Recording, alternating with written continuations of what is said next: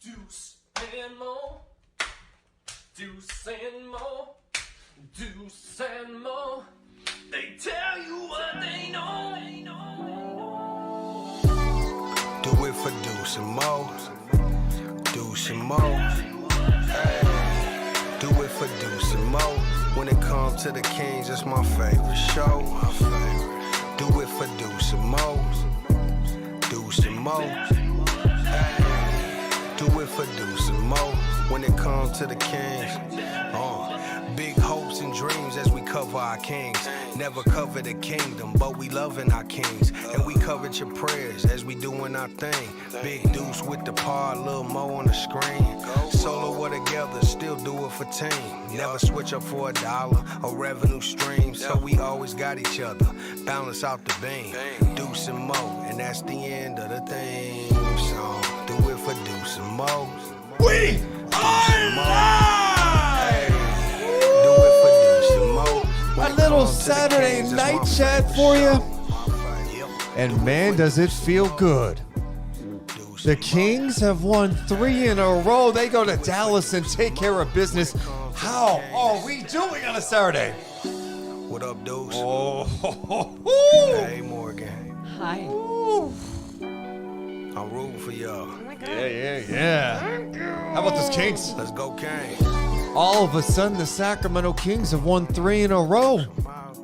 Starting to look like that team that we saw last year. Now, let's be honest.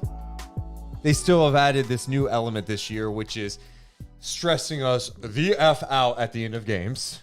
Hey, get a 20-point lead. It doesn't matter. It doesn't matter this year for the Sacramento Kings. It will be interesting nonetheless. This game should have been boring at the end. It was not. No. But the end result, a W. How are we doing tonight? A W. A W. Championship. It feels good. So funny. Why? It's the way we watched the game was probably so much more fun than anyone else got to watch the game. That's a good point. And it's because we were in Stockton calling a game, blah, blah, blah, whatever. So by the time we came back to Sacramento, we caught the second half, right? But we were like, yo, we need to know exactly what was going so right in the first half. So we just watched the entire first half because we knew it was going to be fun and everything.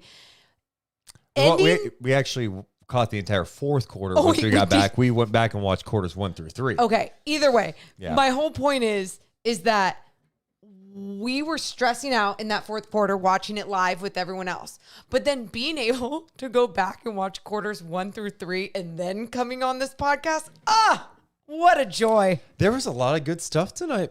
A lot of great stuff. A lot of good and it's stuff. just, it makes me so happy because you're starting to see the offensive elements from last year, but with some growth from Keegan. A little more physicality out there. De'Aaron, his ability to hit threes now, push the pace.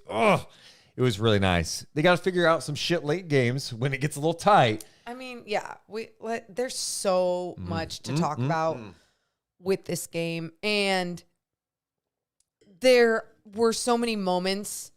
You keep whatever. I'm just gonna talk about it now, and then I'll talk about it again. Dude, we're hanging out. It's a Saturday, baby. We're so fun. We're just hanging out. You're saying the elements of last year's team, this year's team, and those elements, from what I feel, and I feel like it's an emotion, okay? And the emotion I feel is just so much joy watching them play. And why is it giving me joy when I'm watching them play in these moments that we're feeling like it's last year?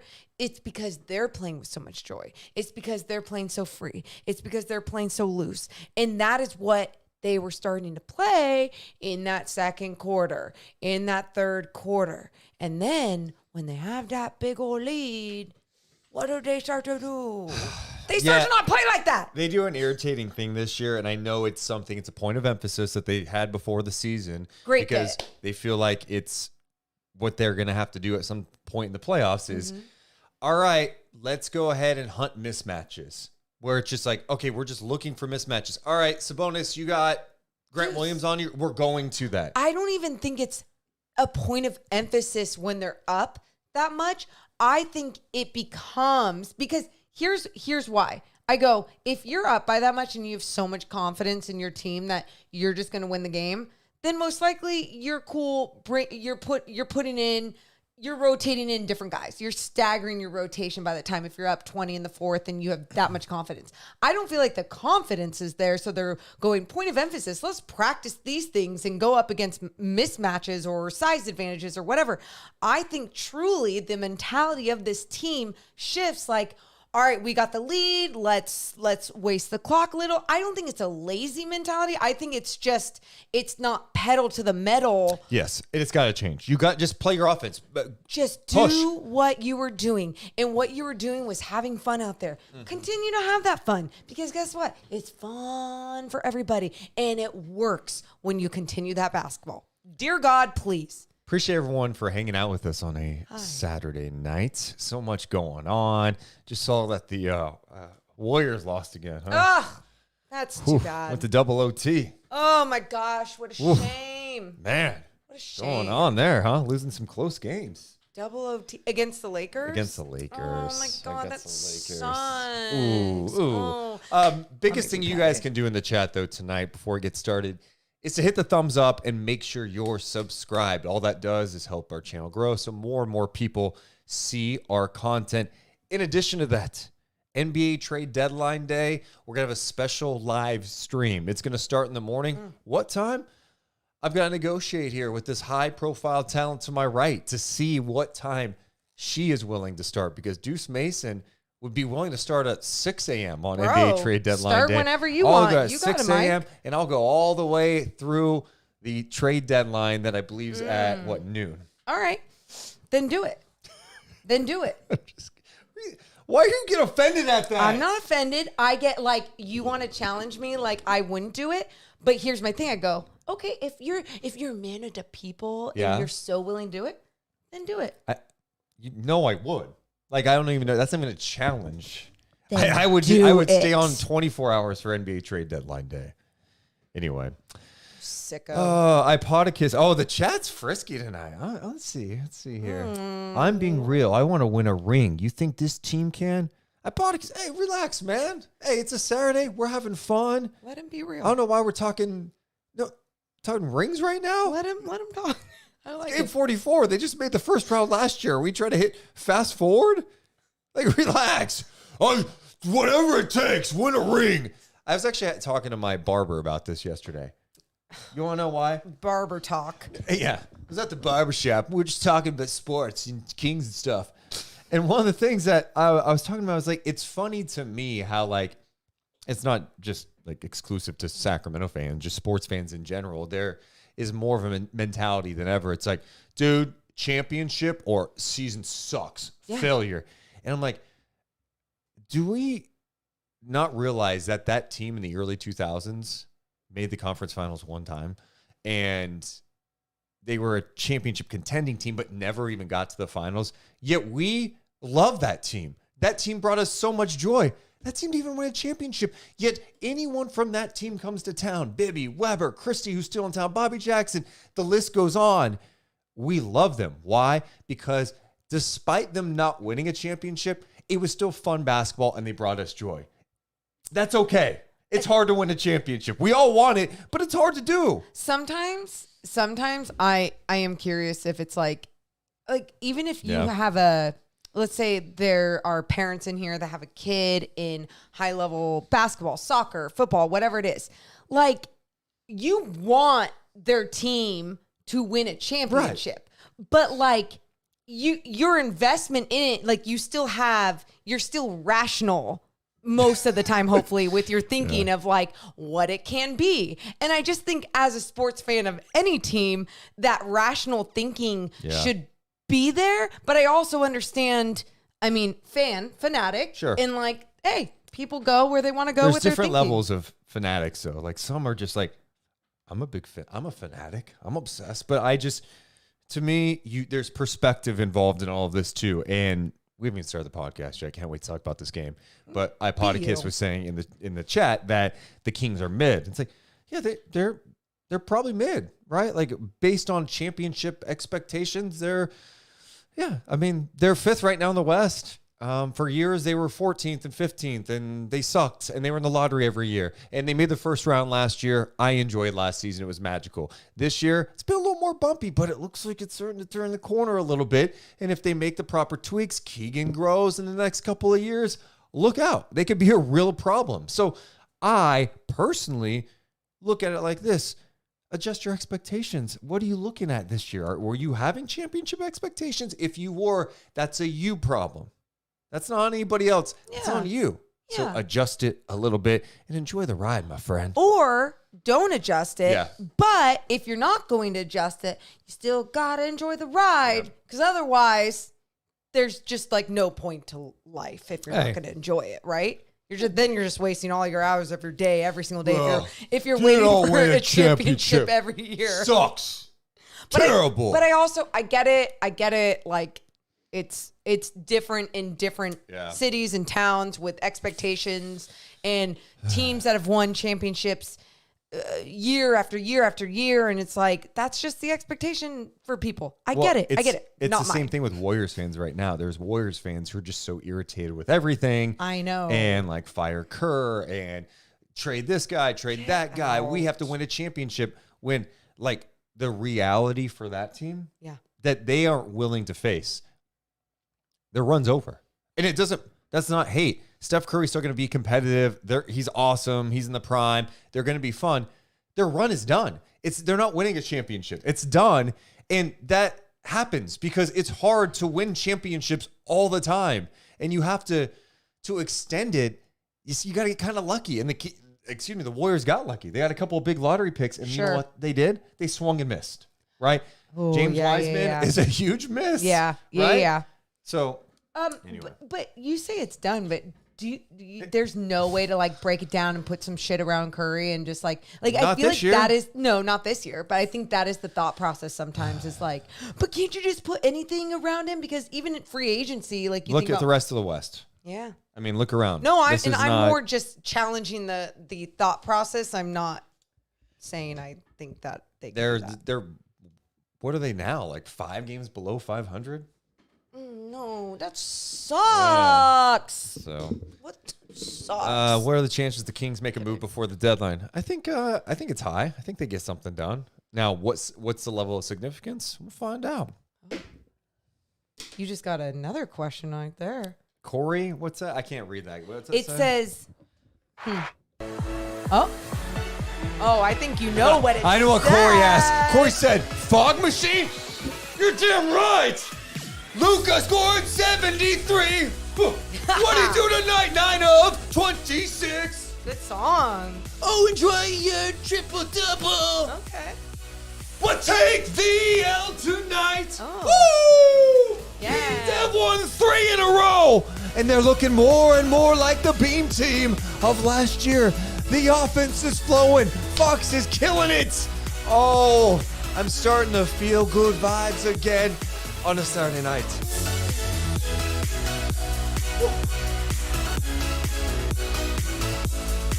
Yes! Give me that fog! I'm not reading Clap That Ass tonight. Clap that ass, yeah. Is that going to be my new thing after win? What? Clap that ass. That's what I said last game, right? Yeah, you're like, Kings, get the win. Clap that ass. Clap that Okay, ass. that was a little creepy how you did that. Oh, Don't be creepy. that was fun. It's been a long pre-show. Yeah, it's a Saturday night, so let's talk about the game. All right, you ready, Morgan? Do you want to turn the fan on? Because I don't want. One of my least favorite things you do is you put go like this to start the pod. Like you put your. Who wouldn't with this amount of fog? Do you understand how many people in our chat would love to just sit in this room and soak up this Okay, fog? okay. I'll buy you a fog machine and you do that to yourself. Okay. Yes. It's a lot. I'll admit it's a lot. I'm so glad you'll admit. All right, let's have some fun tonight. Deuce and Mo, we're coming down 3, 2, 1. Hit my music. Deuce and Mo. Deuce and Mo. Deuce and Mo. They tell you what they know. Deuce and Mo. Deuce and Mo. Deuce and Mo. The podcast that you know. Hey, welcome into the Deuce and Mo podcast, recording this on a Saturday night. The Sacramento Kings starting to look more and more like the team of last year. Of course, it had to go down the wire. The Kings led big in this game. In fact, led by as many as 23 points. The Mavs made it very interesting down the stretch, but the Kings hold on in Dallas, beating the Mavs 120-115. They've won 3 in a row. They're now 26-18 as their road trip continues, coming up on Monday against the Grizzlies. Each and every one of our podcasts presented by our friends over at Northwest Exteriors. Check out trustnorthwest.com. I'm Deuce Mason. That's Morgan Reagan. How you doing, Mo? I knew you were going to ask that question. I am fantastic on this Saturday night. I feel great. I feel like I think how the Kings felt through 3 quarters tonight. Loose, fun, just like I love what I do. I love my life, free flowing. So don't bring me back to that 4th quarter. We have to talk about all of the quarters in this one, though. Yeah, Sacramento Kings get it going now. They have now won 3 in a row. We kind of watch this in an interesting way tonight. So our day started, we had a Stockton Kings game, a G League game in Stockton. That was a 5 p.m. tip. Kings tipped off at 6:10. Stockton ended at 7. Got back, it's right before 8. We watched the 4th quarter, and then after we went back to go watch quarters 1 through 3. And of course, the 4th quarter was beyond interesting because, the Kings are rolling. This one's going to be easy. They're up 15 with like 4 to go. Okay. And the Mavs kept chipping away, but the Kings were able to make sure they got the win tonight. It got very interesting, and that's been kind of a theme this year with this group. We've seen them, especially recently with that game against Phoenix, and then, of course, what happened against the Bucks, and then this game tonight. The good news is the Kings were able to get it done. Where do you want to start with this game? I think, what about the good? Do you want to start with the good? Yeah. Okay, good. Because there was so much good in this game. Here's the biggest thing that jumped out to me tonight. I loved how the Kings approached Luka tonight. Luka had 73 points last night against the Atlanta Hawks. 73 points. Absurd, right? It's a lot. He's a problem. He's tough to guard. And even tonight, when you look at his final numbers, you go, well, the Kings did a good job on him. He had 28 points, 17 assists, 10 rebounds, but he was 9 of 26. He was 1 of 9 from 3. And with the great ones, you have to just change how they normally play. Yep. Luka is such a skilled player. We know what he can do at pretty much all the levels, his strength, his vision. But I thought Sacramento did a great job trying to be physical with him without fouling. In addition to that, giving him different looks, throwing double teams. What did you think of the job that they did on Luka tonight? Trying to make the other guys be the guys tonight, that was because of the Sacramento Kings and their ability to be aggressive on Luka Doncic. And you and I watching some of that first half especially, and we were watching the way, and we'll get more into this as an individual and his defense, but the way that Keegan Murray was playing defense on Luka, I love the way that he was navigating over screens, trying to stay with him rather than them going for that switch. And then when he was staying with him, he wasn't going to like bitch out and be like, I'm not going to touch him because the officials are going to call anything on him. He said, no, I'm going to set the tone here, and then I'm going to adjust to what the tone might be for the officials. You never know. The personnel can sometimes be, we're going to call everything for this star player. And other times they're going to let some things go and let you actually play basketball. Tonight, I thought there was a little bit more of that. So Keegan took advantage of that. He had that one play where he had block, block, or at the end of being 2 possessions, but the block, block, and Is that what it sounded like? block, block, block, block. Yes, it did. And on top of that, I just thought Keegan's aggressive nature on Luka was fantastic defense. Like there was no way you could have mistaken it for a foul. And I just thought, again, that's because he's taken a step with his defensive game. Luka played last night against the Hawks. We mentioned the 73 points. He also played 45 minutes in the game. So I thought it was important tonight for Sacramento to push the pace, be physical with him, give him different looks to get him frustrated. They got him frustrated. Now you tip your cap to the fact that Luka on the second night of a back-to-back, a shorthanded Mavs team that's still without Kyrie Irving. Yes. They also missed Dante Exum, who's been really good for them this year, and of course Derrick Jones Jr. But I'd tip my cap because Luka, after playing 45 minutes last night, he played 46 minutes tonight in the second night of a back-to-back, over 46 minutes tonight. But I loved how the Kings played against him. And I want to focus more time on Keegan because we have spent a lot of time this year talking about his defense. And last game, we talked about how the game against the Warriors shifted when Mike Brown said, Keegan, you got to go take Steph. The guy's got 18 in the first quarter. The game changed. So just hear us out for a second, what we are just talking about. Keegan Murray did a great job on Steph Curry. The next time he took the floor, he did a great job defending Luka. This kid's special. We talk about him having all defensive team potential. Shit, he may be getting some votes this year with the way things are going. Because this is not, I need to make this clear for people. Make it clear. This is not like, I see some good defense. He might be a good defender. No, he is one of the better defenders right now going. His versatility defensively, his length, his ability to stay in front of guys, use his chest. I've been beyond impressed. And what you said just a minute ago, his physicality tonight. And that's one area I think offensively I question with Keegan sometimes is does he want the contact? I think he's getting better in that regard. He went after rebounds tonight, right? He was making sure to box out. I don't even know how many rebounds he ended up for, but I just felt like he was going after him, right? He was bumping guys. He was being physical with Luka. This guy is a gem. I love Keegan Murray. And by the way, you talk about the effort defensively by Keegan. I felt like as a team, they were all, the effort was there, and it was so obvious. So that was great. So the tone was set by a leader and or one and or the coach and or whatever, and it bled into everybody, and I loved seeing that. But going back to what you're saying about Keegan and his ability to play defense at an elite level against some of the best players in the league, this is exactly what I told you when we were just watching. I said, look, Deuce, it might not get the love that it deserves at time because he doesn't have that name. And the Kings, they don't have that recognition yet. And they're going to have a much more difficult time because of the market they're in, because of all these different, whatever. He's not, also Keegan is not going to be nightly on Sports Center top 10 or NBA.com's top highlights or whatever. It's just not what you're going to see. But truly, if you are an NBA fan, take note and go just to NBA.com and watch Keegan Murray's defensive plays. If you have synergy, go watch Keegan Murray's defensive plays. Whatever it is for your way to go watch Keegan Murray and his defense, it's truly something else. And it's taken another leap. And yes, it helped this team as a whole defend Luka, because then there was other times tonight you said, how did this team stop Luka?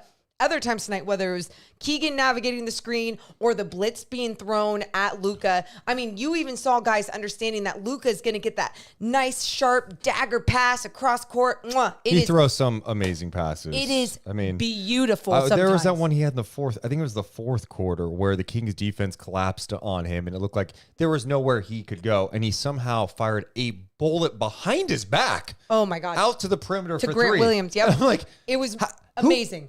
Who makes that pass that on the money? The guy's vision is out of this world. Yeah, and you talk about the team defense, and I thought that's what I was really impressed. I mean, the fourth quarter we'll get to, but the Kings had one bad defensive quarter, and it could have cost them the game. It could have, and that was the fourth. But I thought as a team, they did a great job rotating, because when you're throwing blitzes, that could be problematic, right? Because you have to rotate. Yes. The Kings were doing a good job running the Mavs off the three-point line. One guy who was killing them tonight, Grant Williams, got into a really good rhythm, knocking down from beyond the arc. He finished 7 of 10 from 3. But I think the Kings' mindset was like, we're not going to let Luka be the guy that destroys us tonight. Yep. Because if he gets confident, he starts getting in the paint, and he gets to the free throw line, this guy is a menace getting to the line and getting in ones. He uses his strength and his ability to finish even through contact. It could suck the life out of your team, get your guys in foul trouble. The Mavs tonight as a team, 44 points in the paint. They were 22 of 41 in the paint. And I need to go check out the shot chart just to see what Luka did in the paint tonight. Luka in the paint, 7 of 13 with 14 points. And, you know, that could be a problem if he's really clicking and being aggressive, but I thought the Kings did a good job containing him. And then Luka, some of the adjustments that they tried to make is like, all right, we're going to start hunting more switches. We're going to try to get Kevin Huerter on him. That's an advantage for the Mavs, right? But I thought Huerter did a great job. Dealing with it. The biggest disadvantage that Huerter has, strength, size. Luka is thick. He's got a little girth on him. He's got a little bit of a wagon on him. And he'll go at you. Kevin used his length. There you go. And I thought he did not get embarrassed. Luka got him a couple of times. Luka's going to get a lot of guys. Huerter did a nice job on him, and he deserves some love. I even love the moment that Mike Brown used that challenge when it was Kevin Huerter, I believe Sabonis, and Keegan Murray. They ended up all defending him at one point when Luka was going into the paint. Again, great job. Everyone collapsing and making sure to try and take away his vision or disrupt him. It was Kevin Huerter that swiped at the ball, got all ball. The officials called the foul. Mike Brown called the challenge, and it ended up being a successful challenge. And even in that moment, I love being able to see that replay and be like, Kevin, great work using your hands, your active hands, understanding your length. Like, use what you do have to your advantage. And I think ever since he's starting to come out of that slump, he's understanding that a little bit more. Okay, my feet might not be the quickest laterally. I might not be the strongest guy out there, but what can I use? I have a high IQ on the defensive end, and I sure as hell have those long arms to get deflections and to swipe down at the basketball at the right time. And he did a lot of that tonight. Kevin Huerter finished tonight with, 2 blocks, by the way. 2 blocks tonight. Yes. The Kings as a team had 10 blocks, led by Keegan Murray, who had 3 of them. And if I'm not mistaken, I think all 3 were on Luka. Shit. Luka was getting irritated with him. And that's when you know you're doing a good job, is when Luka starts to get a little irritated with you. And I'm glad that Keegan embraced that physicality and that challenge. That's why I get excited about this Kings team long term, right? There's so much talk about, but they need a big swing to get to the next level. How are they going to become a championship team? Well, they're probably not going to be a championship team this year. I hate to break it to you. That's my opinion.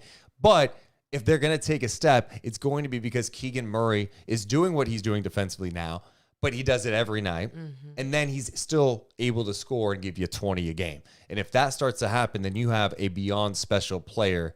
I think he's already showing that he has the attributes to be just that, not only from an all-defensive standpoint. I think the guy's got all-star upside. I'm super excited about Keegan Murray, and I thought he did a hell of a job tonight. What they needed to do on a second night of a back-to-back. Yeah, I'm absolutely with you. It just felt like the way that they came out right from the start, they understood, okay, this team's on a second night of the back-to-back where I thought the Mavs did a fantastic job, though, of coming out with, so much energy. They were competitive. They were in it. And they were shorthanded. And on that second night of a back-to-back, having to play Luka 46 minutes after having a 73-point night. So, it was a great job by the Kings to really step on the gas pedal and get that 20-point lead. And I know we'll get to the fourth when they started losing that lead. But truly, I felt like they had a lot of control throughout this game. And even when the Mavs did respond on the offensive end and find a way to break down their defense, the Kings did what we saw in the last win. And that was pushing the ball up quick, really pushing the pace and trying to execute an offense with everyone moving without the basketball, running through their actions. Yeah, when the Kings are at their best defensively, what we saw tonight is they are being aggressive with the team's best player. They're playing physical. They're rotating well. Sabonis, I thought, had some great contests at the rim, just using his verticality. I even thought Harrison Barnes had some really strong defensive moments. You have to be able to match their physicality, and they did just that. Do you want to go to the fourth quarter before we get to some of the good offensively, or do you want to save the fourth quarter for the end? Let's save the fourth quarter. We already said we're going to. Okay. Let's go back to Kevin Huerter for a second. Sure. So I mentioned Keegan's defense. The other thing that Kevin Huerter is doing right now, the guy's just playing good basketball, and he is playing like when I watch him, I go, I want this guy on the team. Of course, I'm beyond open-minded about making moves to improve this team to get to another level. But the way Kevin Huerter is playing right now, I'm like, this is what you like about him. This is what 6'7". He's shooting with confidence again. What do you know? He's making some plays defensively. Yes. He's playmaking. His all-around game is coming around. It's not just when he's knocking down his three-point shots. Tonight, Kevin Huerter had 18 points. He had 5 assists. He had 4 rebounds, 7 of 11 shooting, 4 of 8 from downtown. What's jumped out to you recently about Kevin Huerter, who's got his confidence back again? I think because he's being more aggressive on the defensive end, and that's just basically with a different type of effort. He finishing even this game with 4 rebounds. And I know he could even get more. But again, whenever we say that too, it's hilarious. We go, could he get more rebounds? Well, if you look down the list of who rebounded how many, Harrison Barnes 6, Domas Sabonis 11, you're like, other guys on this team are getting rebounds as well. But my point with Kevin Huerter, I think him and his aggressive nature on crashing the boards and on the defensive end have led to a different type of energy and confidence on the offensive end. It puts you in a different flow. It goes, hey, I worked my ass off on that end, so I deserve to find the way to get the ball back. It's just a different energy, Deuce, and you can feel it. You can see it in the body language. And I just hope he doesn't go back to the place that he was. Yes, you can't go that low. You just can't. Because he was gone for, 30 games. I mean, I'm not exaggerating here. Know. It was like the Kings have played 44 games now. You'd be like, yeah, he was pretty blah in like 30-plus games. And now he's putting a string of games together where you're impacting things. Even when you're not scoring 15. Kevin Huerter doesn't need to score 18 a game. Keegan stepped up the scoring this year. Fox is playing out of his mind the last couple. He's, by the way, we'll talk about that. Welcome back, De'Aaron Fox is back. I think he's back. I think he's back. But I need you to impact the game in other ways. I'm not acting like this guy can lock down defensively, but for this team, it's like, no, can you just use your length and use your high basketball IQ, use your long arms to deflect passes and get some steals. Can you not be a liability? Thank you. That's probably a much easier way to say it instead of listing everything. Yeah, that's it. Don't be a liability. And there are going to be some matchups again in the league. You're going to see he's going to be. And what's this look like tonight if Kyrie's playing? Now, in all fairness, the Kings played the Mavericks earlier this year with Kyrie Irving, and they beat him. Correct. And it was a relatively got it done game. I don't think Huerter played in that game. Huerter actually played and was pretty significant. He had 14 points in that game, if I'm not mistaken. How do you remember that shit? Basketball mind. Ugh. Remember that. No. Remember that. Nope. Yeah, so I'm just glad Kevin Huerter is playing this way. I thought the Kings tonight, they got down quick. It was 8-0. And you're like, don't get blown out. This team just played last night in Atlanta. Their best guy had 73 points and took 800 shots, and he should be tired. They're shorthanded. But the Kings responded well. And I think it's because De'Aaron Fox set the tone. Oh, yes. De'Aaron Fox, back-to-back, really strong games. And I think the last couple of games, it's the mid-range is starting to open up a little bit. But what I loved he did tonight, push, push, push. Make her miss. Push, push, push. Make her miss. Push, push, push. Make her miss. Push, push, push. Make her miss. That's a Thank awful and annoying, weird song. No, I think that's going to be chanted at games. I feel like, what are they, you're watching it too, what are they saying? And Push, no one's push. saying it at this push, push. It's just like not okay. Okay. Anyway. That's an example of improv not being good. And, you just try some things out. What? Guys, I know it's just us hanging out on a Saturday night. Pretend it didn't happen. Hey, let's erase that while we can. Yeah. Okay. So anyway, De'Aaron Fox, you're exactly right. He pushed the pace, and him pushing the ball up the floor was absolutely fantastic. And that is what he's been doing the last 2 games, and it's how he plays some of his best basketball. I can't sit here and act like, oh, that's just what he's got to do every game, because there's no way that's sustainable with the amount of minutes, 37 minutes tonight, with the amount of minutes he's playing every single night through 82 games. And, obviously injuries in the beginning of the season, but you just don't know if those linger or whatever's going to happen throughout the season.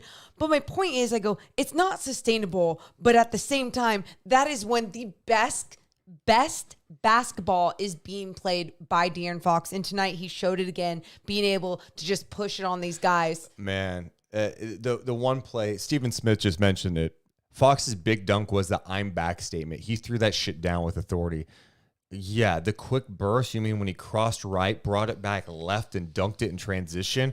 It was a quick outlet, and he said, I'm turning on the Jets. I'm pushing. It was emphatic. And Fox was on it tonight. I mean, De'Aaron was like, all right, I'm going to hunt some mismatches sometimes too. Yes. I mean, I think it was in the third quarter. I mean, he did it multiple times tonight. And he played physical. Jane Hardy was trying to check him. Jane Hardy might as well have been like literally punching De'Aaron, I think, in his kidneys. Bop, bop. Like, he was being really physical with Very him. physical. Probably could have called a foul, but De'Aaron wasn't complaining. He wasn't like, oh. No, He went, I'm just going to be more physical with you. I got that turnaround jumper in your face. He looked at AJ Lawson and said, bring AJ Lawson. Here, clear out. I got this. And what do? He went and got buckets on him. The guy's confidence looks like it's back up. There's so much concern about how he was playing, and I think sometimes we all are guilty of it. I think we talked about, how long did we talk about him on the podcast? And I'm not going to act like 2 games wipes away everything, but I think it's actually 3. I even think that Atlanta game, he actually had some better moments, even though he struggled. Quarter. Yeah. I just think sometimes we overanalyze because we talk about each and every game, and it's like, wait, he's struggling. Is everything okay? You know what? Maybe he's just pissed off because you're struggling a lot, and it's just annoying him. And Thank you, Deuce. I'm just glad for saying that. No, because guys you. are going to struggle. Guys are just going to struggle throughout the year, and I hope. Thank you. Now, the biggest thing with him and the challenge for him, if he wants to get to next level, he's taken steps this year, right? The 3-point shooting is absurd, 39%. But if he wants to go to that next level, we always talk about it. What's the difference between good and great in this league, and great and elite? Doing it every single night. It's hard to do. It's really hard to do. But that's what makes you great. And here's the other thing too: is it if you were going to have a slump, it would be a bad game. Right. It's not a bad month. It's not, hey, man, there's 10 games in. But we do say that, and you look at someone like Steph Curry, who also had a bad start of 2024. He did, but it's also, Steph Curry's 35, whatever years old, okay? Facts, okay. But my whole point, though, is De'Aaron just looks comfortable again, and I still think he's banged up. I still think he's nicked up. I think he's finding ways to adjust his game a little bit. And I love seeing him attack the mid-range. He's doing more of that. He did more of that tonight. In fact, I think 19 of his 34 points came in the paint tonight. He was 13 of 24 shooting. I loved him pushing the pace. I loved him attacking the Mavs defenders. There was not a guy he was uncomfortable with, and he brought on the challenge. I absolutely loved what I saw from De'Aaron Fox, and it's been good to see him return. Also, the free throw stuff. Someone hit us up in the YouTube comments the other day. I'm sorry, I don't remember your name. Damn, Deuce. Damn it. This is going to... But the person said, I think Fox changed his free throw routine. And I went back and watched. He does look like he's taking more time at the line. He's taken 3 bounces, 1, 2, 3, then shooting. Yep. Yeah. Just a little more time. Sometimes he gets up there and it's just like catches, shoots it. It's like, no. If anything, that's your time to like take a second. Well, like, and look at what he's done the last couple of games. Tonight, what was he? 7 of 8 at the free throw line. He missed one. Okay. The game before that against the Golden State Warriors, he didn't miss a free throw, if I'm not mistaken. So let's see here. Yeah, he was 7 of 8 tonight. He was 8 of 8 against the Golden State Warriors, 2 of 3 against the Hawks. So that's better. And like, I'm glad he's like tweaking stuff. Yeah. Like, don't be afraid. Like, just slow down. That's, that's not like a crazy change to your free throw routine either. It's, hey, take your time. that's all it is. And sometimes, again, we talk about how it's not sustainable for him to make, unless he's like superhuman, to play at the speed that he plays at for an 82 game season for 37 plus minutes a night, whatever it's going to be. So when you do get those moments where you get to take a second, take advantage of it. And as he keeps growing and maturing in this league and becoming a veteran, he'll do those little things. You know, those little things will keep happening that he will take advantage of to make sure that he can have the best game every single night for himself. I mean, his defense alone, even in this game, the way that he plays up on guys, his perimeter pressure, go back 2 years ago compared to now. And he was just as fast and 2 years younger, but it's a mental shift on where he was and where he wanted to possibly be. And he took that leap, and that is where he's at. And that's why when he does go through these slumps, like you're saying, make sure to adjust. Change your free throw. Make sure you're taking your time. 3-point shots. Okay, 1 of 5 tonight.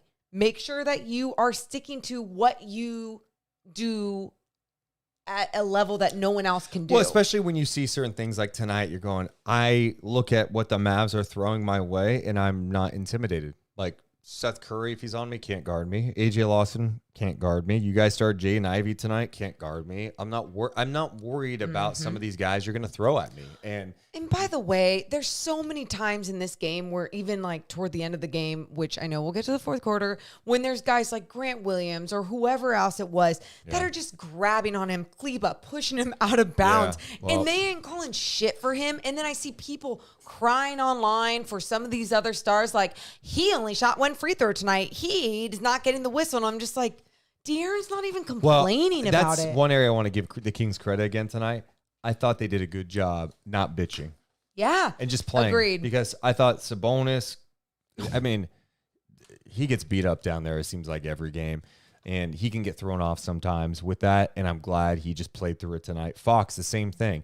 Doesn't mean you can't say anything to the official, but it's when you like stop, you just got to keep playing engaged. And I think that the team just feels more locked in right now. Agreed. So De'Aaron, 34 points for him. Well done. Sabonis tonight, 17 points. He had 11 rebounds. He had 4 assists on 7 of 10 shooting, made another 3 tonight, 2 of 2 at the free throw line. He did have 6 turnovers. A few of those were illegal screens, including one that I watched like 4 times. And I'm like, it was late, and I'm like, I've never seen that play in my life. It looked like Sabonis may have like slightly extended his arm on Luka. He touched Luka. It's a physical effing game. And they called a foul. The fishing tonight was really interesting because it felt like they let them play a lot, but then they called some really soft shit where I'm like, okay, where's the consistency? And I think that's probably the biggest complaint from players and coaches and even fans is like, look, if you're going to call it, just call it all the time. Like, blow the whistle or don't. Like, don't call ticky-tack shit and then allow guys to get beat up, you know? And I even thought there were some plays tonight where the Kings were really physical with Luka and got away with it. I'm like, Wow. Okay. Agreed. They're letting them play a little bit, but then there would be that slight contact where they blow the whistle. I'm like, I don't get that. No makeup call bullshit. Yeah. Just make sure that you're calling the right call. Yep. And again, it doesn't mean that it's just easy to do it in the moment. And like you're watching it live and you're trying to make the right decision. But at the same time, you're exactly right. Like set the tone or the identity of how you're going to call the game. So then these players can kind of catch on and go, okay, this is what type of physical tone I'm going to set tonight. Let's play a game, Morgan. Oh, how many total points does Harrison Barnes have in the last 3 games? Can I see how many he has tonight? Go ahead. Okay, 20. Is it like 80 something? 82? Let's go higher, Morgan. 3, 6, 7, 8, 91? Did you see it? No. 91 points in the last 3 games. Harrison Barnes tonight, after a career high 39 points against his former team, playing another former team tonight, the Dallas Mavericks. He had 20 points, 6 rebounds, 3 assists. He did on 6 of 11 shooting, 4 of 7 from 3, 4 of 5 from the free throw line. What is happening? What is happening? Well, I know what it is. It's rivalry week for Harrison Barnes. So him playing all of his former teams, he's making sure to really make an impact for the Kings. I don't know what's happening, but my God, his shot looks smooth. He looks smooth out there. His defense, the effort defensively and going for rebounds that are just flying over his head, but still trying to get it. That was the one tonight where the effort at going after the ball, I'm like, what happened? Because I'm seeing a fight to go after the boards a little bit where I'm like, okay, that's popping. And that's where, you know, when Kings fans and my guy Kenny Caraway talks about all the time, he cracks me up when he goes, man, 40, where's 40? Calling his number. That what he says? He calls him 40. This is when Kenny's mad at Harrison Barnes. He calls him 40 all the time. It cracks me up. Yes, Kenny. He said, I'm not going to call him his name. I'm calling him 40.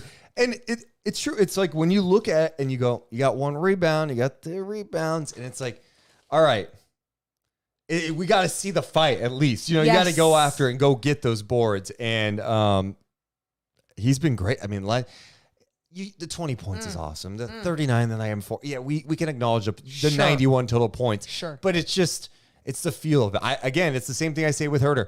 I don't need Kevin Huerter scoring 18 tonight. I don't need HB scoring 20 tonight. That's fine if he doesn't, but can you find other ways to impact the game? Not every matchup's going to be great for him, but he's been really impactful lately for the Sacramento Kings. So 1 steal, 1 block. You already mentioned it. The 6 rebounds. Exactly. Doing all the other things and all those things within that in your stat line leads to the effort that was out there by that individual. And the effort that has been out there, it's like there's been this little shift with him since a lot of that trade talk was going on and everything. It felt like, oh, what are we going to get? What's going to happen? I just feel like he's really stepping up to the challenge of what's going on. And it's like, screw it. I'm a vet. I'm a pro. This is going to be the way that I focus on things going forward. And I just love what he's been contributing to this team. Yeah, it just seems like more engagement right now. Yeah. And I think that's the biggest thing. I guess my big takeaway from tonight before we get to the 4th quarter, I just feel like this team is starting to look like for this stretch of games here. And I'm even going back to Milwaukee and even going back to the Phoenix games. Mm-hmm. Oh, yes. There's more of kind of like that Kings offense you saw last year. The swagger. Yeah, and they didn't hit 23s tonight. Like they were 11 of 30, but they played with pace. They got the early offense going. The movement was there. They played with physicality. They were sharing the ball. They had 27 assists on 43 makes. Like it feels like it's starting to pop a little bit again. It feels like these guys are starting to have fun a little bit again. And it hasn't really felt like that this year. And so for it to finally start to feel like that, and the Kings are still 26 and 18, you're like, all right, that's to me a positive sign. Here's what I'll say. Even in those deflating losses, like you're saying, yeah, awful, deflating from, I'm sure, within, all the way to all of us consuming this game and watching all these hours with this team. But it did take away from the great basketball that they played. But what I like is that now that we're a couple games away from that and there's some wins along the way, we can reflect back on those losses a little bit more and be like, but man, that style, that good basketball that was being played was there, and it keeps coming forward. They didn't lose that and get deflated and then just keep losing. You're seeing this win streak. You're seeing them bring that basketball into this road trip. And I just hope now as we lead into the fourth quarter, I hope that they can find a way to continue that same style of basketball when they're up by 20 effing points going into a fourth effing quarter. They're up 19 going into the fourth quarter tonight. They led by as many as 23. How did it slip away for the Kings to become a game? We'll talk about it in just a second, but we should mention that tonight's Night Chat presented by our friends over at Northwest Exteriors. Morgan, my windows suck, man. Go get a quote from Northwest Exteriors, idiot. But why? What makes them so special? Well, they're local, they're Kings fans, and they know everything. And also everything about everything. Everything about life. The Kings, or more specifically about windows and siding? Every single one of those topics. You can ask them anything about your future in life. Well, here's the thing. I think for me, I need something that's energy efficient, that's going to save me money. Mm-hmm. I need some really strong windows. Do they even have those? They're probably got the subcontract someplace in Southern California. Dude, you're so dumb. Yeah? It's all in-house. And you can get a free quote today. Okay, well, where do I go? Well, you go to northwestexteriors.com. You know what? I feel like I've heard of them because people say they, what are they? They're simply the best. Trust Northwest. All right, Morgan Reagan, let's talk about this fourth quarter because the Kings led by 19 going into the fourth quarter. What was going to go down in the fourth? Could the Kings pull away? Well, they led 101-78 at the 10:08 mark. All right. And you know what I was doing? I was thinking back to the game against Phoenix where they led by 22, around 8 minutes to go in that game. And I went, wow, it's 8:24 to go, Morgan. I'm sorry. At the 9:07 mark, they led by 22. It got down to 20 around the 8-minute mark. And I'm going, oh, no. And it slowly kept going away. You know, things got weird when there was a delay of game penalty called on Seth Curry. That was a little suspect, but it resulted in a technical free throw for Harrison Barnes, who stepped to the line and airballed it. And you're going, oh, no. That, it scared me. And I want to go back to see when that airball was. Missed free throw. That was 3:20, but there's still 3:25 to go. It was 113-102. You're still up. There's 3:20 something to go, and you've got the ball. So after that, Fox gets fouled. He makes 1 of 2. So then we're getting into missed free throw. You're leading by 12. Okay, it's fine. It kept getting worse. It was 116-108 with 41 seconds to go. You extend the lead back to 10. Okay. Luka, are you kidding me? Gets fouled on a 3-point attempt that to me was a little sketch. Made it 118-110 with 26 seconds to go. Then the Kings had an 8-second violation where I do believe, seeing it back, De'Aaron Fox got fouled 6 times. They did not call any 7 of them. 8-second violation. Luka hits a 3. It's a 5-point game. You kidding me? Then Monk gets fouled by Grant Williams. He goes to line with 10.9 to go. Misses 2. Both had the same in and out. Then Kleba hits a layup. It's a 3-point game with 7.2 to go. And then luckily Harrison Barnes knocks down 2 free throws. Ends up being 120-115. That's the play-by-play, but how did everything go wrong? How did they chip away? Well, one, the teams make runs, but I think this team struggles to put teams away.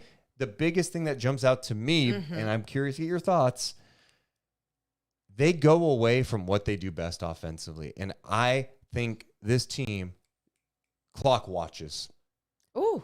They look at the clock. Yep. And when they start looking at the clock, they start playing slow. And they start doing things that are uncharacteristic. For example, I have no problem with Sabonis bringing up the ball off misses when he gets a rebound and pushes. I think the Kings have done a better job recently allowing other guys to do it too, but Sabonis puts pressure on the defense. But, they were just passing the ball into Sabonis off a make and then getting into their shit slow. And then they were just hunting mismatches galore. And I'm like, where is this free-flowing offense? I don't know if this is a coaching thing. I don't know if it's a player on the court thing. Whatever it is, it has to get figured out because they don't play their style of offense. And because of that, it impacts them on the other end. A coach can tell them, and oh, by the way, yes. Yeah, do you agree with you what I'm saying? You nailed it on the head. Okay. Yes, 100%. And a coach can tell a team in a huddle, like, you guys got to keep playing the same game that you're playing to start this game. And as a player, you can be in that huddle and be like, yeah, we got to do that. We got to do that. And then you go back out there and you still play a different style. You're at the end of the game, you're a little bit more tired. You still have the lead. It's not that you're playing scared. It's not that you're playing with less confidence. You're just not playing with the same mentality that you were playing all throughout the game. And that mentality is like, pedal to the metal. Let's effing go. Let's get these people, push it to them, whatever it needs to be. I think sometimes too, maybe it is actually a little bit of fear. The fear of failure, the fear of effing up a play and missing a shot. And then, oh my gosh, we didn't waste enough time on a shot clock on a possession.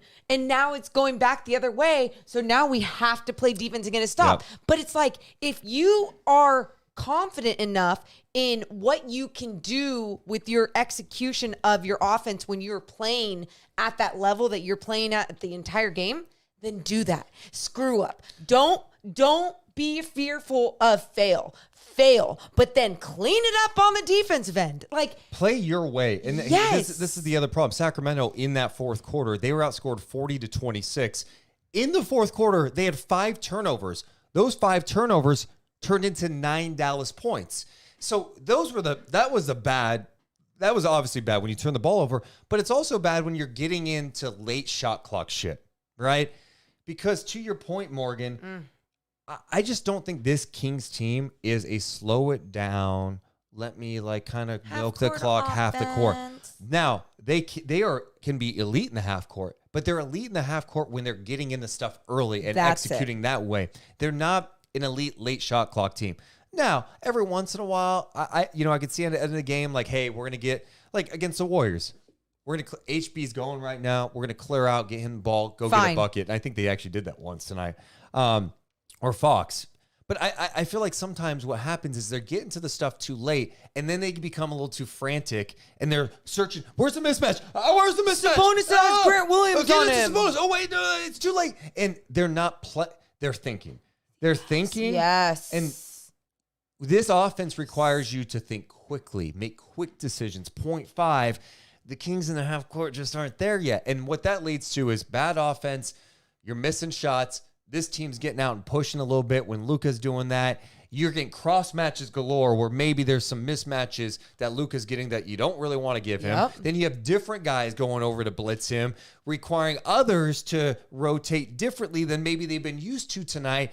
Everything's just out of whack. And then you add in the turnovers, all of a sudden a 23-point lead gets whittled down. Deuce, I think they're that much closer to being that good of a team, you guys. That's what I'm saying. If you clean this shit up, they keep getting these 20-point leads that they're getting against these other teams, whether it's a second night of a back-to-back for a team or they're shorthanded because of health or whatever. Who gives a shit the reason? If they are getting these 20-point leads and keeping it pretty consistent throughout a game from 10 to 20, whatever it may be, that's a good team. Now, what makes a great team in this league, or a team that can take a leap in a postseason like this team wants to do, is being able to maintain that lead and finish off a game the right way. And De'Aaron had talked about it before. I think it was before going into the Hawks game when he was in the locker room with Sean Cunningham, and he said something like, we have to find a way to be better at the end of games and finish off these games. And that's exactly what it is. And it's not just a cliche like, we got to figure it out. Truly, they got to figure out a way to play that same free-flowing, joyful type of basketball that they keep playing in these games in that fourth quarter when they have that lead. The Warriors, remember, made a little bit of a push last game too to make it interesting, and the Kings were, fortunately able to get some nice defensive stops with Barnes on Kuminga, and then of course that final play with Huerter and Fox playing some nice defense on Steph. Yes. And also, I went back and watching that play again. You know who was on him to start? Keegan. On who? Curry to start that final possession the other night. Keegan was on him. They ran action to get Keegan off of him. How did they get Keegan off of him if Draymond came over with that screen and slipped and then... I can show you the replay if you want. We're going to go back and watch the tape right now. I'm just telling you, he was on him, but they were able to get him switched off, and that's, again, credit to how good of a defender Keegan is at this point, is these teams are like, get this guy off of me. I need to get a different matchup. But anyway, just they have to close games better. And I think there are too many times when these leads get big, like to the 20-point margin or wherever that is, where it's like the 4-minute mark, and they're like, okay, we can get it. And I understand the mindset, because I understand the mindset of this game's close to being done. You're right. If you execute your shit and you hit a 3, all of a sudden you're up 23 or 25 with like 2.5 to go. Maybe kid calls a timeout. It's like, look, man, Luka, get on out. But you have to just run it the right way. And I don't think this team is at the point where they're good enough to execute in the half court where they're eyeing the clock, unless it's a very late game situation.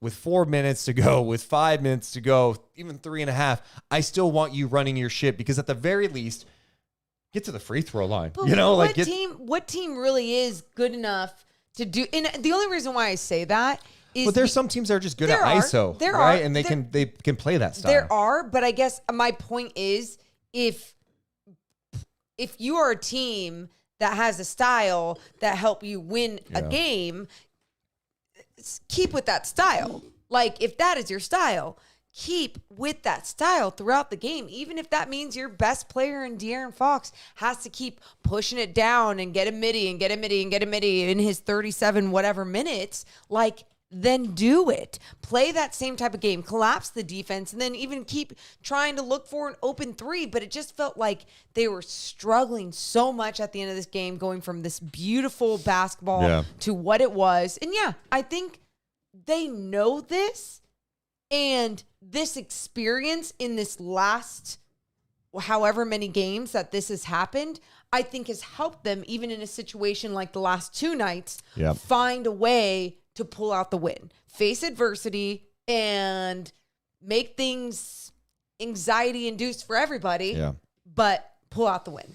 In the chat, I saw, I think it was KO mentioning they kept leaving Grant Williams open for 3. They did. Grant Williams came into this game shooting 36% from beyond the arc. There's been a lot of Mavs fans disappointed with him this year. He got off to a kind of a nice start early, but really hasn't given them a ton this year. Very inconsistent. And he had a huge outing tonight. Grant Williams had 27 points. He had 8 rebounds. He did on 9 of 16 shooting, 7 of 10 from 3.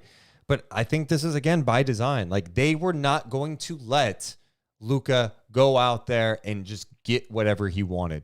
He is more than capable of getting 40+ on you with ease. They were like, we're going to let other guys beat us. And what we're going to do is we're going to try to key on him, defend without fouling, and then we're going to try our best to not get carved up too much. We're going to make them make the extra pass.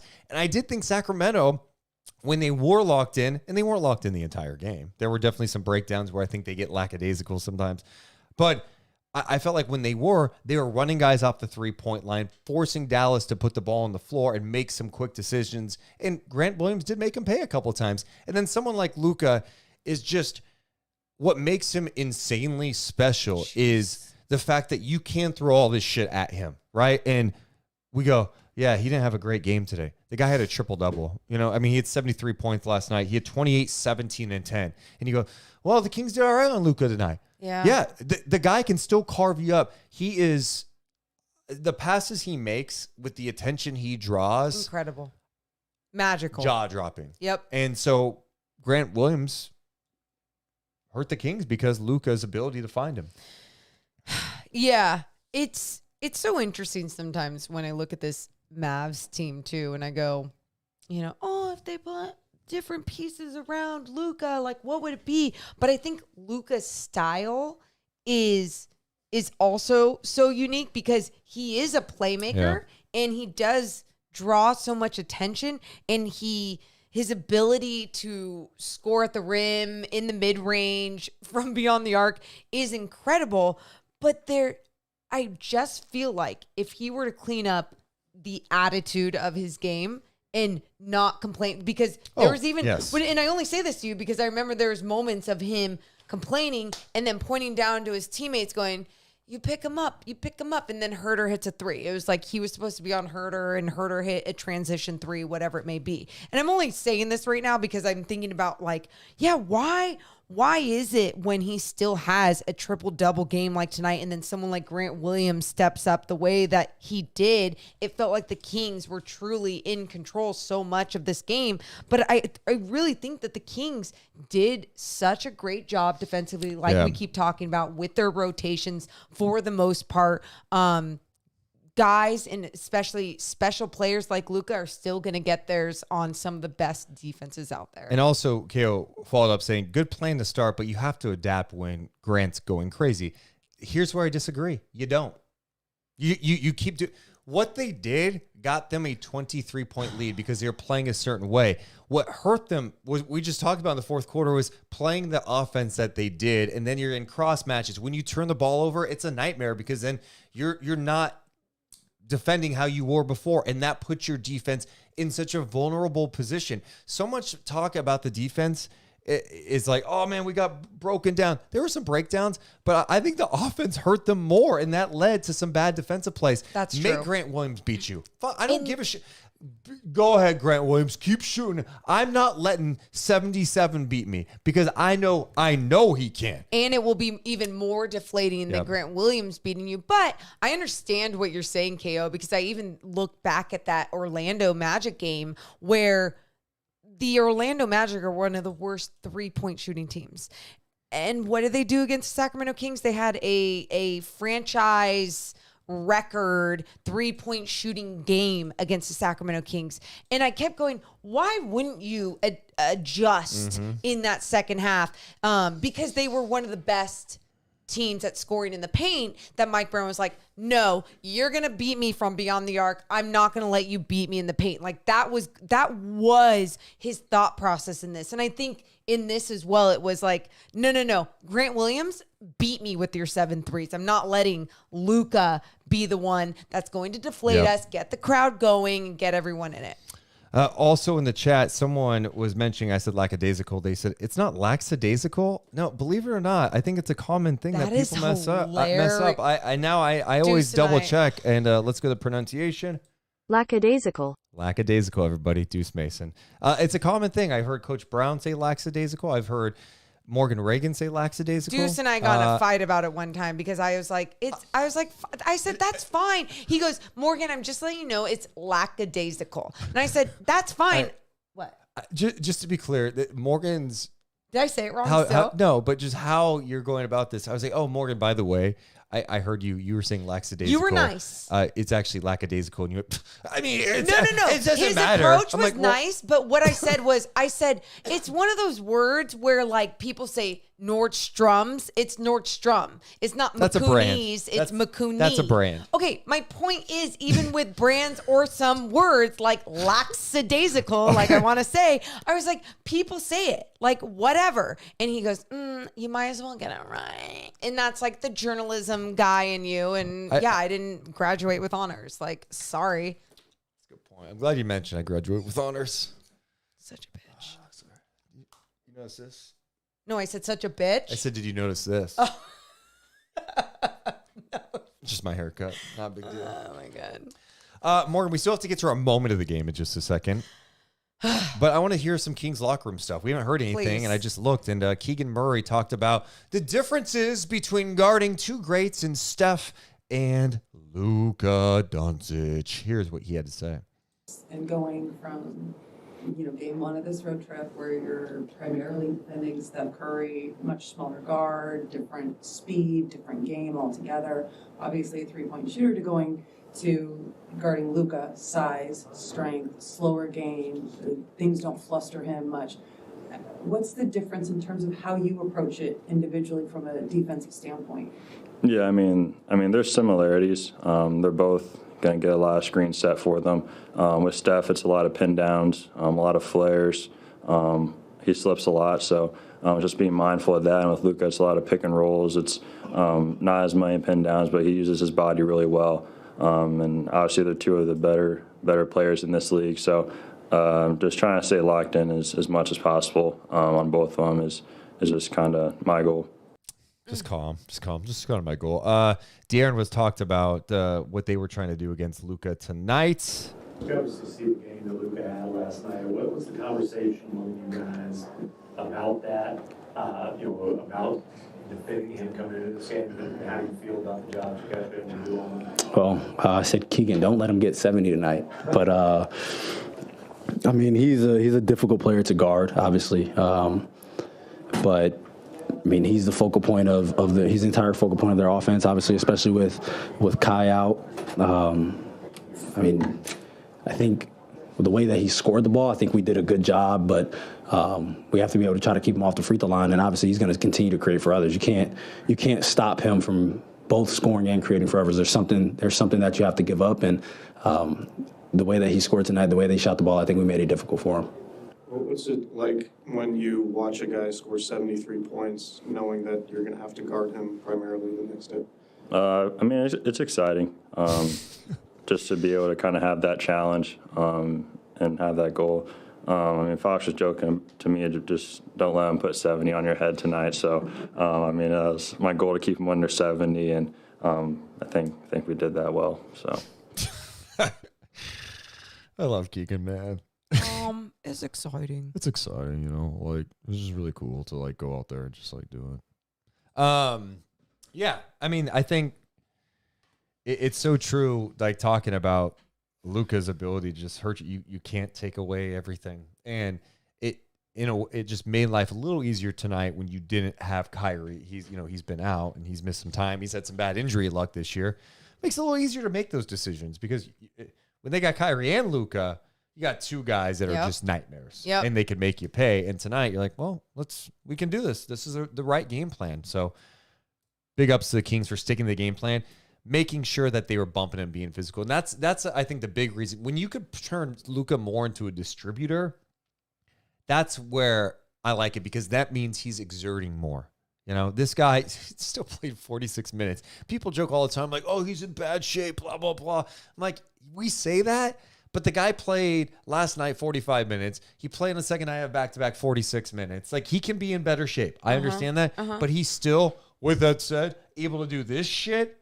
Yeah. He's insane. I mean, I feel like he's getting to that point now where his body type, because it has, by the way, coming in this league so young. Yeah. So young. Like, your body is going to change so much in your 20s. And if it didn't, what are you? Are you an alien? I don't know. But you look at even someone like Jokic, who, sure, you could sit back and go, he could be in better shape. But if he's doing what he's doing with that body type, like, okay, be you, continue you. Now, if there are times when your game takes a turn, then that is where people are going to go first, is optics, image, all those things. The one thing that I was looking at tonight was Sacramento and how they defended Luka. The one area where I'm like, oh, I didn't like is when they put Davion in that first quarter and they had Davion on Luka. And I'm like, that's just, I don't want that. And I don't know if they were trying to bait them into like, I don't know what they were trying to do with that. I think they wanted him being scrappy and just being like handsy. But guess what? It's just not a good matchup. The guy's 6'7". But they went away from it. They did. And then Davion was on Tim Hardaway, and I thought there were some challenging matchups. Davion didn't have a great game tonight. And the bench really, as a whole, did not. I thought Malik Monk still had some good moments where he provided a spark with, he Sabonis in the pick and roll game, throwing lobs to McGee. He had 9 points. He played only 19 minutes tonight. He had 6 assists, a couple of bad turnovers in the fourth quarter, back-to-back turnovers. Were those in the fourth? Yeah, that was in the fourth quarter during that. I'm pretty sure. I thought they were in the third leading into the fourth because I remember saying it. This is what happens when you watch a game out of order. We watched the fourth quarter first and then went back and watched quarters 1 through 3. And now you're right. It's like, did Monk actually have those then? I don't know. I think they were in the third. I think they were toward the end of you could be right. I don't know. Either way, yeah. A couple of turnovers were like, oh, that kind of hurt. But yeah, it's my memory sucks anyway, so don't ever trust me. 9 points for Malik Monk tonight. JaVale McGee, he ended up being the other big off the bench for Sacramento. 6 points for him. Trey Lyles got some minutes.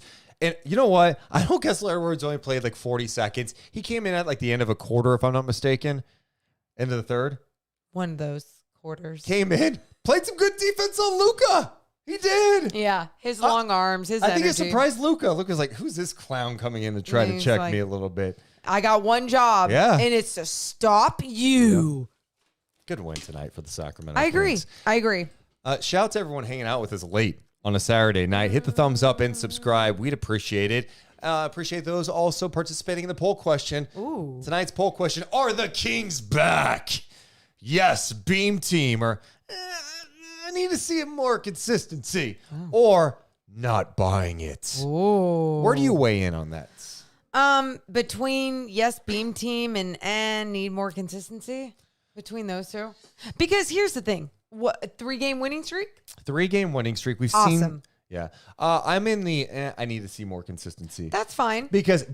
We're seeing more and more glimpses of it, but I'm big on like, okay, do this for a stretch. This road trip has a lot of winnable games, okay? And they're 2-0 on the road trip so far with Memphis coming up. For sure. I think I go back to some of those losses like we were talking about against the Bucks, against the Suns, and the type of play we were seeing in those games. It's like disappointing because they were both heartbreaking freaking losses in those. But at the same time, there was a lot of good basketball being played by these guys. And I don't know.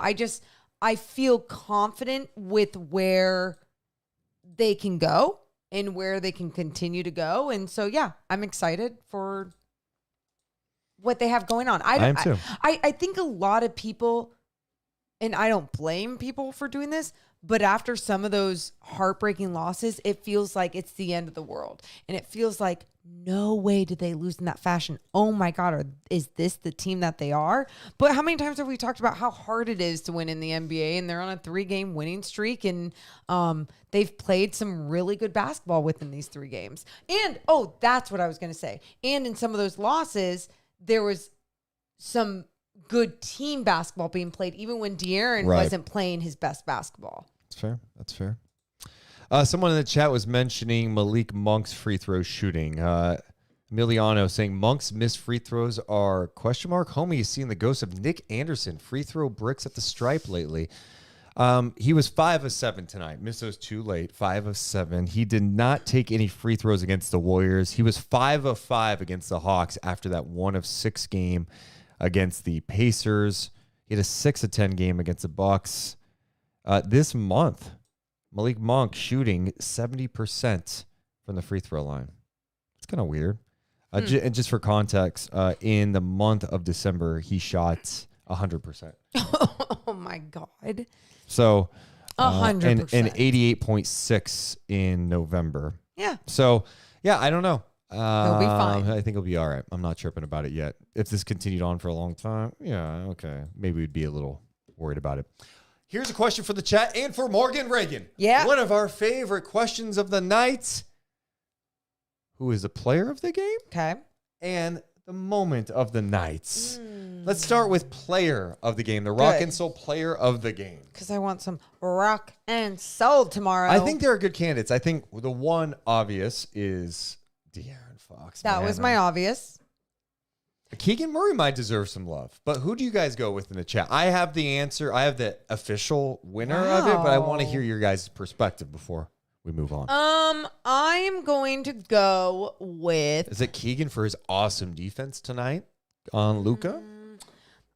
I could go in that direction, but I'm going to go with Fox because I think De'Aaron Fox having such a strong game and it ultimately leading to a W as well. And it wasn't like, oh, he just stepped up in the fourth, or he set the tone right from the start, offensively, defensively. Just dominant performance from De'Aaron Fox. That's my player of the game. Rock and soul player of the game. Okay. A lot of people mentioning De'Aaron Fox. Let's see. Hey! De'Aaron Fox. Like I'm right. 34 points. He did on 13 of 24 shooting. He was 7 of 8 at the free throw line. He had 18 points in the paint tonight for the Sacramento Kings. 18 of his 34 points at the paint, in the paint.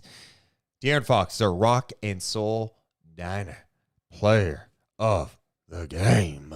I go to Rock and Soul Diner in Sacramento. It's an awesome place to go. They've got deals during Kings games. So if you go there during a Kings game and you mention the Deuce and Mo podcast during a Kings game, you're getting hooked up. You're getting 25% off appetizers, 25% off drinks all throughout any Kings game throughout this season. And then, but this was it. Wait, is tonight Saturday? Saturday. Oh, yeah. So right now, which we already told a lot of people, they are open late, and I think they're still open. But you can get 50% off your entire bill. But I may have to make a Sunday morning. That's what I was saying. Let's go to Rock and Soul tomorrow. I'm down to go Rock and Soul. Yeah, but De'Aaron Fox bouncing back. De'Aaron, the last couple of games, has looked like himself again. He's looked awesome. He's playing. Agreed. At all three levels, attacking, playing defense, playing with physicality. That turnaround midi he's got. Someone in the chat, I think Manny mentioned it earlier. It is disgusting. Yep. And so, yeah, he looks more and more like himself again. And what do you know, when he starts looking like himself against the Warriors and against the Mavs, what's that look like? A 34-point game and a 29-point game. So back to kind of what we saw earlier in the season from De'Aaron Fox, averaging like 30-plus a night.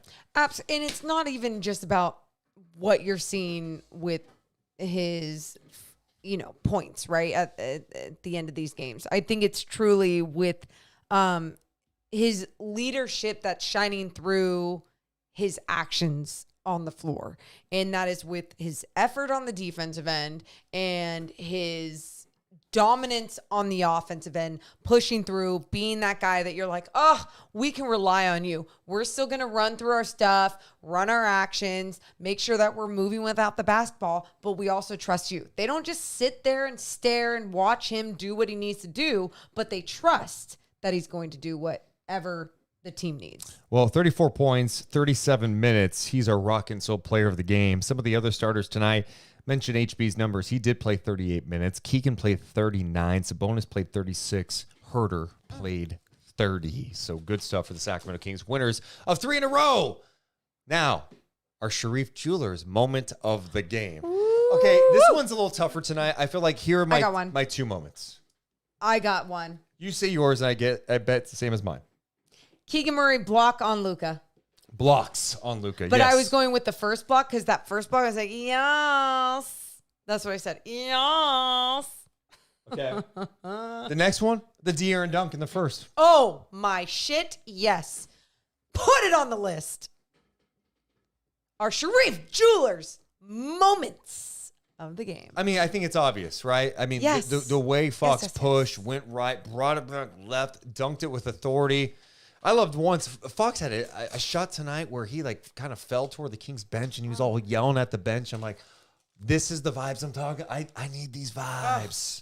I'm so happy right now. I'm so happy because you know what? It's fun. You know, even though the fourth quarter was that's okay. Still fun to talk about. All the moments that we're talking about were just like holy shit moments. Yep. Even I mean, it's not even to say like, oh my God, the most epic block in the world or the most epic dunk I've ever seen. But it was within that moment of just feeling the power and the dominance from this Kings team tonight. I needed to feel that. We got 44 moments in the Sharif Holy Jewelers moly. moment jar. You know? Should we have Say that again? The Sharif Jewelers moment jar. Oh, good job. Should we have them put like a custom made jewelry? Honestly, what if we had them put real emeralds? Deuce Mo, why are you guys like lose all your money? Oh, we had Sharif Jewelers put diamonds on the entire lid of this jar.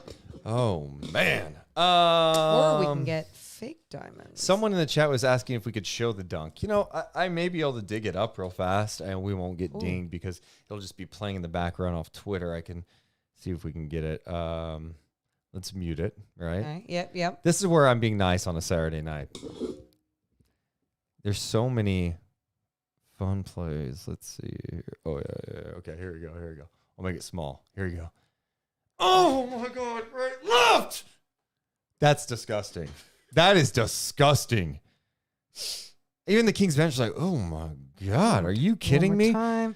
Push it down. Hey, Tim Hardaway. I'll go right, back, left. It's the way, though, with the cross that he pushes.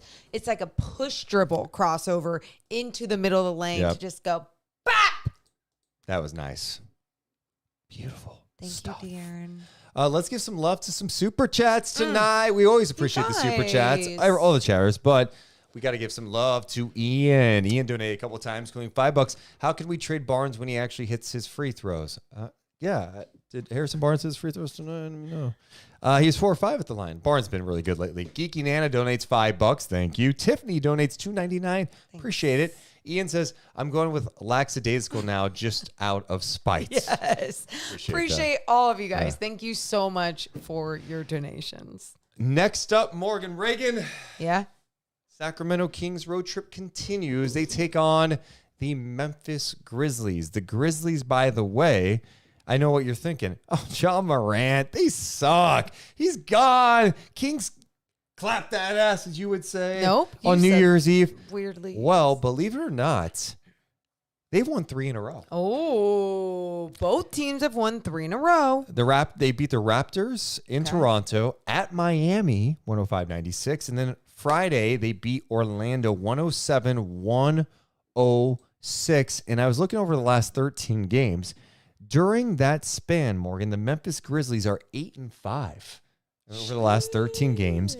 And over that stretch where they're, 3 games above 500, they rank 5th in the NBA in defensive rating. We should dive a little deeper into looking at the last 3 games just to see from a player standpoint what they're doing, because I think they have got guys who are stepping up without, obviously, John Morant's out. Of course, we know Steven Adams, Brandon Clark, all that goes on. Marcus Smart. So during that stretch, how about this? Vince Williams Jr., a name that he's the guy that's been getting more minutes for him this year. During that stretch, averaging 18 points a game for them to go along with 6 rebounds, 3 assists. He's tough, plays defense. Jaren Jackson Jr. playing some good ball right now. 24 points a game, 6 rebounds, 3 assists in those last 3 games. And Luke Kennard, averaging 17 a game. The reality, though, is this is obviously a game, if you're Sacramento, you take care of business. They're really shorthanded. I'm just saying don't, overlook them. And they're going to be on a second night of a back-to-back? Another break for the Kings. So for the third game in a row, they get a team on the second half of back-to-back. They had the Warriors, who had played the Hawks on the previous night. They had tonight the Mavericks, who played the Hawks on the previous night.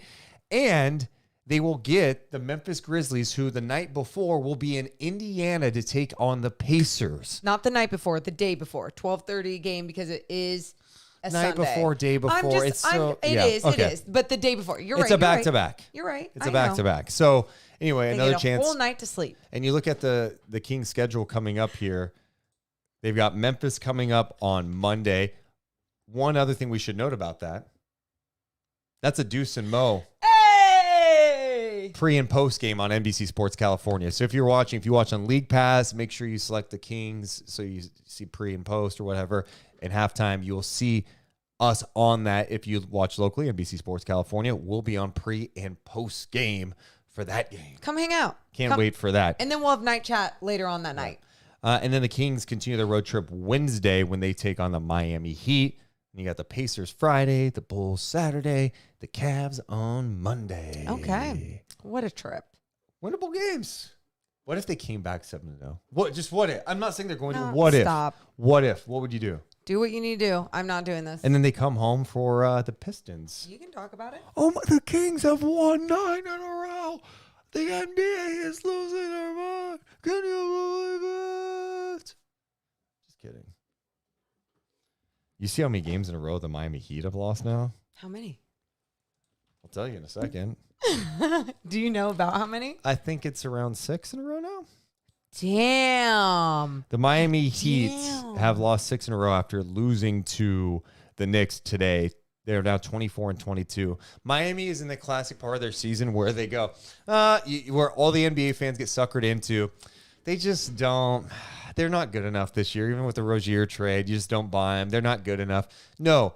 You know what this is? This is the part of the season where Jimmy Butler doesn't care that much. And they're just tricking you. And don't they're buy being it. Don't buy it. It's a part of the year where Jimmy's like just doing his thing, whatever.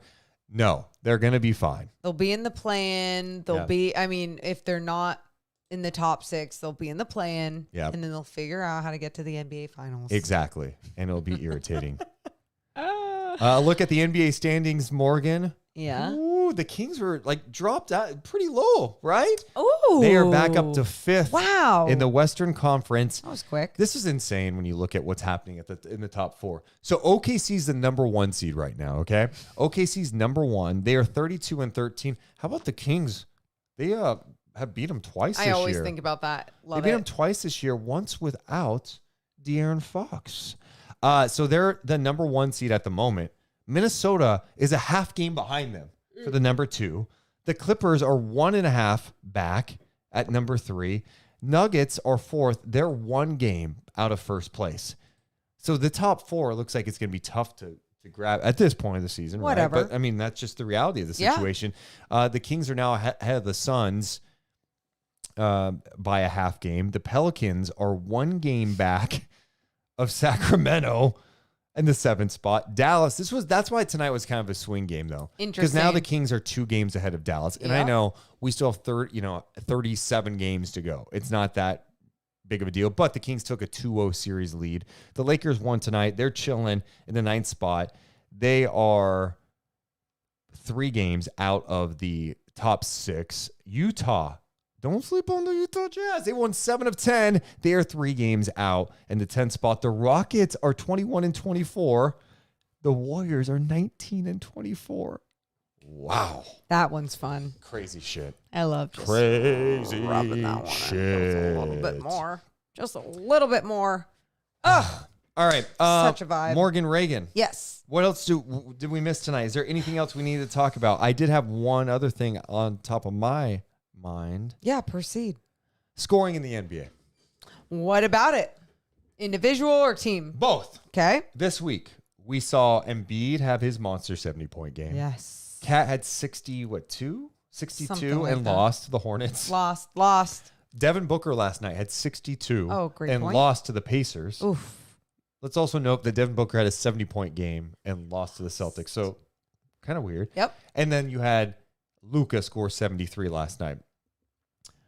Then you're just seeing just outrageous scoring, right? I mean, it seems like I didn't even look at the scoreboard tonight, but we might as well bring it up since we're here. I don't think it's Nothing wild. Tonight wasn't that wild tonight. Besides the Lakers OT. Warriors game that was 145-144. Sacramento's 120-115. Utah beat Charlotte 134-122. Scoring is crazy, but Milwaukee beat the Pelicans 141-117. The Spurs beat Minnesota tonight? Are you kidding me? By a point. Victor Wembanyama had 23 points, 10 rebounds, 6 assists, 2 blocks, 2 steals. Vassell 25. Cat, what do you do tonight? 19 and 5. Okay. Anyway, my whole point to this, let's start with the individual stuff. I've seen fans talk about this too, other pundits. Have we reached a point where the scoring is like too absurd now? I think, yes, this league has more talent than ever. Okay. But I think the rules really punish the defense. I think it's so hard to be a defender in this league. I think that's why you were seeing these outrageous numbers. I've seen some people, Stephen A was talking about today. He's like, that Hawks defense against Luka was a joke. It was a joke for parts of it. But in the second half, late third quarter into the fourth, they were blitzing the hell out of him.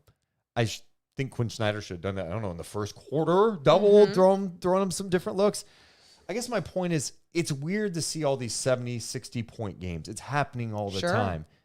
Is that a good thing? Does the league need to kind of like, all right, the scoring thing was fun. Do we need to pull this back a little bit so it's not this crazy? JJ Redick would disagree with you, I think, with the point of how you said the league has leaned into, making it easier for the offense, harder on the defense, right? Okay. Let me back up. Okay. Full context.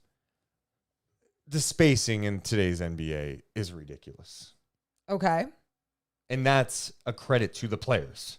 The Absolutely. Shooting, the range. When you watch in the 90s, I mean, we were packing the paint. Let's get some post-ups, not a lot of threes. Today, we're seeing Steph Curry. I mean, not just Steph Curry. Guys are setting screens for players right across midcourt. And you've got shooting. 30-footers. You're having 5-out offenses. You're having someone like Joel Embiid who could stretch the floor. Jokic. I mean, it's crazy. The skill level nowadays. I think that's part of it. Sure. But I also do think because of that, it's so challenging for defensive players. And if there's you see some of the contact, and you're like, I don't know what you can do. Another thing is on closeouts. I think with all the shooting, the closeout situation is really tough for players. It's like you need to close out on these guys and run them off the line. But if you close out too hard, you don't want to land in their landing zone. And now these players are more creative than ever, extending their legs out. And they trick these officials sometimes. It's not the natural motion. There's some obvious ones, but they trick them. Yeah, they manipulate the call. And for some, it's a strategy because, they're relying on a new part of their game, whether they're aging, whether they're just trying. That's just the way that they play the game, whatever. But I also think about some of the physical contact, and I personally think there are these biases when it comes to some of these star players. That's always been the case, though. And that has. But when I just talk about physical contact, the effing game of basketball is physical. Yeah. It's physical, and that's what I'm saying. So when it's something physical happens and it's a foul because we're protecting a Giannis, a Steph, a Luka, whoever it is, bullshit. Let them play basketball. Let them be physical. Let them do all the shit. But it's also manipulated by the offensive player at times. What's wild to me, though, is we talk about this every year during the playoffs. And I think, noticed it even more last year because the Kings were in the playoffs. The difference when you put a regular season game on a random Tuesday night, pick a game, and compare it to a playoff game.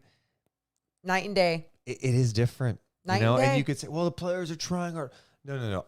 I just think it's officiated different. They let it go a little Correct. bit, right? And I'm not saying that every game is going to have like playoff level intensity, but I think the whistle let it be a little more controlled. I agree because it's a physical game. And the defenders are the ones that get screwed in this. And that's my whole point is these players are more skilled than ever, and we allow less contact than ever. So if you allow less contact and these players have more skill because they're able to pull up from the logo. Oh, and also you've got these guys. Victor Wembanyama can put the ball on the floor. Chet can put the ball on the floor. You could see Embiid, like there's these guys, these players are freaks. They're so unbelievably skilled, and we don't allow these defenders the ability to play basketball, play the right way, and bump them a little bit. I'm not asking like, oh, bring back the bad boy Pistons, throw them down. I want fights. No, I want to bump a guy and deal with it. There are so many times when, especially watching playoff basketball, when you watch people that are physical with one another and you go, yes, they're doing this because they worked on their strength and they are a strong player. Not because they're not moving their feet the right way, but because they're using their chest and they're using their muscle and the strength and something that becomes their skill set, right? And I think sometimes that is viewed as a foul, and it's deemed a foul because of this, or this.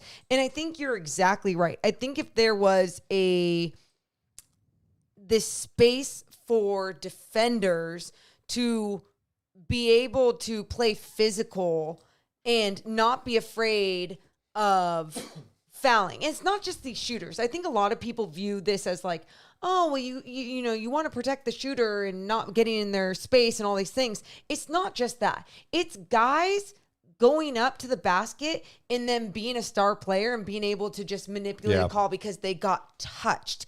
Getting touched in a physical game is not a foul. Now, if it completely alters an entire shot, a play, whatever it does, I can completely understand. To be honest, that's why there were times tonight I kind of liked how they officiated it. They allowed some physicality tonight. The only thing I thought they were bad with the ticky-tack shit. But with the physical stuff, I was like, you know what, dude? Keegan is bumping Luka right now. And there's some officials who'd blow the whistle. Fox, he's getting banged around a lot. Sabonis too. And they're not giving them a ton. And I'm honestly fine with that. I just need consistency. What did you think of when Sabonis bumped Luka? It was in the fourth quarter at the end of the game. 3-point shot. And Luka did that whole thing. That was bullshit. I agree. It's not a natural move. I agree. Yeah, and there was 3 free throws. And that one, to me, is a missed call. I mean, I don't know if it's truly a missed call, but Deuce Mason, amateur referee here. Luka, like, leaning into Sabonis like that, I'm going, that's on the floor. Side out. We're not giving you 3 free throws for that bullshit. Like, that's how you mitigate those. Interesting. Like, there was some contact. I'll give it that you're trying to draw something, but like side out. Like that, you still get a foul call on Sabonis, but you're not getting 3 free throws off that, especially in that situation. Yeah. I don't like it. Yeah. Okay. Now, what do you feel about defensive 3 seconds? Well, I mean, I don't want guys just camping in the paint all the time, but I think it's so inconsistent on the other end. How many times I see guys on the offensive end be in the paint for 20 seconds and not called, So to me, it's just consistency. Okay. What do you think about? No, I'm kidding. You got any final thoughts, Morgan Reagan? Final thoughts. Offense is sexy. It looks bad, baby. It's so fun. It is so fun. But I mean, if you're in Sacramento and you see how excited Kings fans get over a great defensive possession, a great defensive play, defense can be just as sexy. Let the players play. Let them play. Let them play. My final thoughts. Yeah. You know what? I'm enjoying watching this team recently. Oh, look at you. I enjoyed them against the Bucks, and then the end was bad. Yes. I enjoyed them against the Suns until the collapse. In the last couple of games, I've enjoyed them. And I think I probably had a similar final thought last game after the Warriors game. But my point is, we've had wins this year where I'm like, they won, but it was take the win. It's nice, but it wasn't as fun. I'm having fun again. Coaster. I'm having fun again, baby. Little roller I'm going to have fun coaster. tomorrow, too. The other thing I did a good job of, and I don't even want to say it, actually. I'm going to say at the very end, I'm going to close the chat. Okay. But I'm super excited for tomorrow. No game. You got the AFC NFC Championship game. Cool. Excited to see those. And I'm excited to watch the Royal Rumble. And I have avoided who won the Royal Rumble at the moment. So please, and honestly, if you did in the chat, I would ban you for life. Deuce just hid the chat. So if you're going to say anything else, we're not going to see it. I don't see it. So don't tweet me. Don't say anything. I have somehow avoided who has won the men's Royal Rumble. You never do this. I don't know how I did it. And so I'm going to catch up on that probably tonight. I'm happy for you. Thank you. Appreciate you guys so much for being with us as always. Make sure you hit the thumbs up and subscribe if you're on YouTube, and drop us comments after the show. Talk about the game. Tell us what you liked, what you didn't like. If we missed anything, let us know. We appreciate you guys so much. We love you, but we gots to go. Happy Saturday night, everyone. See you Monday. Deuce and Mo, Deuce and Mo, Deuce and Mo. They tell you what they know. Deuce and Mo.